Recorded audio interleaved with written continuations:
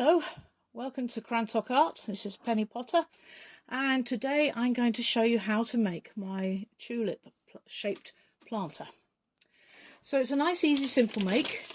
It's only 3 different things on the template to get. So our templates are always available on Etsy for a small fee. So you get the template, print it out, cut the pieces out. Or if you're feeling very adventurous, have a go at it without the template. So the first thing I've got is I've got a circle, which is going to be the base. I've got a strip here, which is going to be the inside of the pot. And these pieces here, which you can barely see, will be the decorative. So I'm just going to move them to one side for a moment. Back here. Before I start, I've got a few tools which I'm going to need. So I've got myself a knife and a good old lollipop stick. The rest we should be able to do with our hands. I've also got a pot of slip here, which is nice and gooey. It got very dry, but unfortunately not quite dry enough. So when you put water in it, it didn't want to wet up. So I've added some really dry clay. Again, sometimes people say to me, how do you make slip? Well, the easiest way is to get really dry clay like that, break it up into small pieces, mix it in water, and as it dissolves, because it's so dry, it really just crumbles into slush and makes a fantastic slip. And this we'll be using then as the glue. Put that down there for a minute then. So I'm going to start with the side. Now the thing about this is it has some various weak points that you need to be aware of. These cuts here are likely to split. This is quite soft clay, as you can see. So what I'm going to do is I'm going to reinforce those before we go any further. And what I'm going to do is I'm just going to get a little bit of the clay that I used to cut them out. I'm going to make it into a little coil, like that. I'm going to paint some slip down the join there, and I'm going to put it in. So I'm making sure that it goes right up to the top of that crack to secure it. That's the important bit. Doesn't matter if it doesn't reach the bottom, as long as you reinforce that bit there. I'm then going to get my lollipop stick, and just make sure you can see. I'm going to make a slight adjustment to the camera and make it a bit easier for you to see what's going on. And then I'm going to, with my lollipop stick, smooth it down onto the inside. This is going to be the inside of the pot. Could be the outside, doesn't really matter because you're going to cover up this join on the outside, so could do just as well. Just to thicken that clay up there, just to stop it from splitting, like that. Now I have, when I took this out of the bag, it was very soft clay, so I have actually hair dried this a little bit. My good old trusty travel hairdryer. Nice cheap one, doesn't have to be an expensive one, although we have got, somebody's donated a really expensive one and it is really powerful. It's absolutely fabulous, except if you're not careful, it's so powerful it'll blow the clay off the table.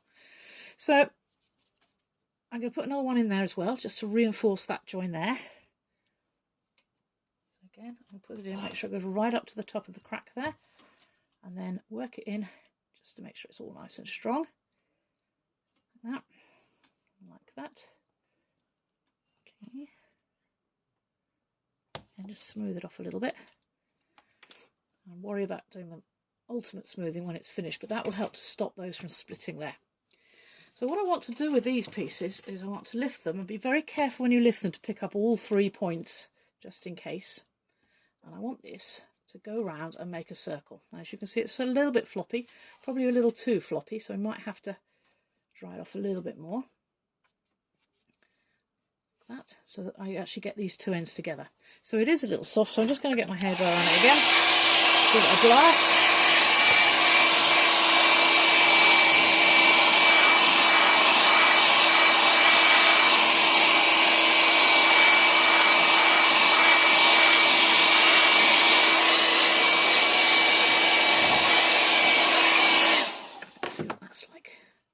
Stiffen it up a little bit. Because I'd already started stiffening it up, I didn't need much. So these 2 edges here are going to come together. So we need to join them.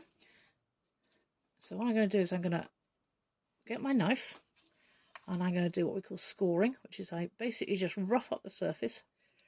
This is just to make sure that the clay will stick together properly. Do the same on the other side. Just score it down. And I'm going to get some of this lovely sticky slip, paint it on the join, and then put the 2 sides together, like so. So it's like a little crown, like a little bishop's crown. That. Okay. So next thing I'm going to do now is I'm going to secure that together. And I'm going to do this again with a little bit of clay rolled into a coil. I'm going to get onto the inside of that join in there. And with a little bit of clay onto the join, like so. You can see that down there. And then I'm going to smooth that in to both sides just to make it a good strong join. You might notice there's a bit of a gap at the bottom. We're going to deal with that in just a minute. So get it secured. Again, it doesn't have to be perfect at this point. Just this stage, we're just getting the construction together, and it doesn't matter if it's not totally smooth at this point. You can see where I put the reinforcer, it's already starting to split a bit because the clay is a little soft. So let's just tuck the ends back in for the moment, like a flowering bud. Okay. Whoop, straighten it up. Okay. Now I'm going to put this on the base. So here's the base. Let's move that to one side so I can put that in the middle. And you'll find that it's going to sit on the top. So I'm actually going to go around the outside of this, score it. Like so. So cross this all around it.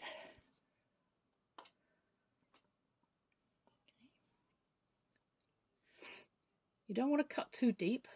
It's quite tempting, especially when children are doing this. They tend to really hack at it, and you don't want to do that. You want to leave it intact, just a bit roughed on the top and a nice bit of slip on it all the way around. And now let's put it in.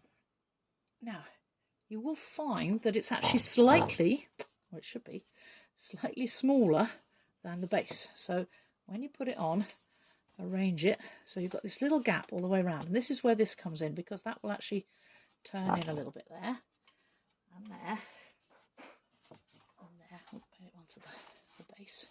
So I've got this little bit of a gap round.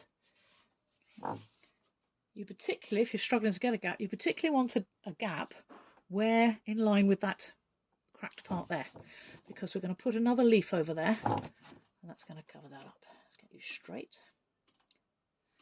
So the next thing I'm going to do then is I'm going to put the outer leaves on. Well, actually, no, I'm not. I lie. I'm going to secure this to the base because I haven't done that yet. So I'm now going to put a coil around the inside there. So again, I'm going to get a piece of clay, roll it in my hands. So if I can do this without tipping the whole thing out. So in the bottom there, where you see the slip is, I'm going to put a coil in. Get my lollipop stick. Push it right down. Work it in. This is the boring bit. Because it's such a tall, thin piece, it's quite difficult for you to see what I'm doing. So I'll do it and then I'll show you what I've done. Because obviously you can't see what's going on, and even if I tried to tip it so that it was facing the camera, you still wouldn't be able to see what I was doing because it's such a dark space in there. Sometimes people like to use a torch or a headlight to get in there to see what they're doing. Having a friend with a mobile phone is pretty handy as well. They can stand there and point the torch in. Okay, so I don't know if you can see in the bottom there, I put a coil in and then I've secured it to the base. And this is very important, otherwise during firing you'll find that the top part of the flower disengages itself from the base and you end up with a flower pot in two parts, or a rather interesting chimney pot maybe, but certainly not a workable flower pot. Let's just do that all the way around. Okay, so I've still got a little bit to go, just round, so that's how you see it properly. Around the bottom there, you can see the little gap there, so I've got to fill that in.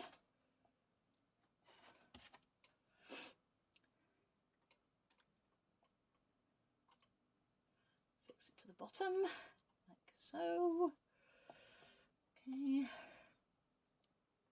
Okay, that's better. Right. That's reasonably straight. So you can see we've got this little ledge around the bottom here, and this is going to be useful for securing these.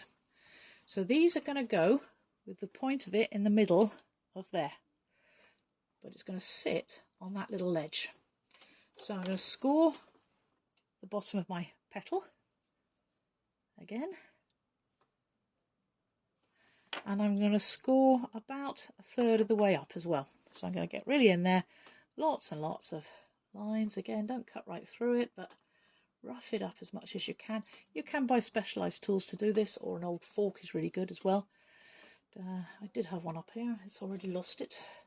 I'm very good at losing pottery tools, even when I haven't taken them away from my workbench. So, having done that, lots and lots of slip on there, make it good and strong. And then we position it right at the bottom onto the lip there. And put your hand inside to secure the thing and press it in all the way up. And this is why I said it doesn't matter if your crack forms a little bit, because you're going to cover it up to a certain degree with the outer petal, like that. Okay, be careful not to trap any air underneath this petal. So it's always a good idea to work from the middle, work up the middle, and then work out towards the edges. And that way, if there is any air trapped under there, hopefully you'll work it out. Like that. And let's repeat it with another petal. So again, this one's going to go so that the tip of it goes in that V there. So again, score the bottom. Score about a third of the way up.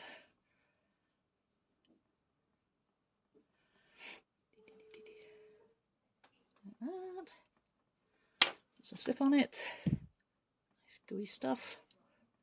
The bottom there. And again, sit it onto the bottom. Straighten it up like that. Make sure it's on. Again, work from the middle. Work up the middle and then work out to the edges. Be careful not to let it flop at this point or it will crack. So keep it as upright as you can at this point. Okay. And then we put the third petal on. Again, same again. Score all along the bottom. Third of the way up. Like that. There we go. Okay. Nice bit of slip on it. So, position it on the base, bring it up. Again, stick it from the middle all the way up, and then all the way to the sides. So you see, I'm not actually securing it right to the very top at this point. Only about a third to half of the way up is enough.